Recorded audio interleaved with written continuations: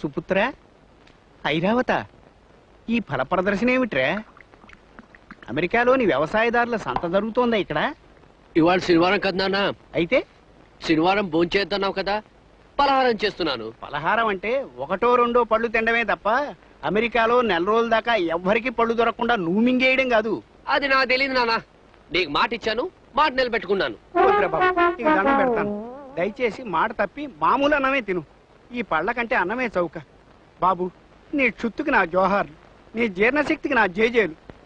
వద్దు, ఇంకా ఈ పళ్ళగోల మర్చిపో. మామూలుగా భోజన కార్యక్రమం నిర్వర్తించు. మరి వెంకటేశ్వర స్వామి ముందు ప్రమాణం చేయించావు? వచ్చే శనివారం పిట్స్బర్గ్ వెంకటేశ్వర స్వామి గుడికెళ్ళి అపరాధ క్షమ కింద జరిమానా కట్టుకుంటాను. నువ్వు మాత్రం నీ ఒట్టి తీసి గట్టి మీద పెట్టి నన్ను బతికించు. అలాగే నాన్న, నీ ఇష్టం. అమ్మయ్యా, మరి త్వరగా వంట చేయి, ఆకలేస్తోంది. గోవిందా గోవిందా.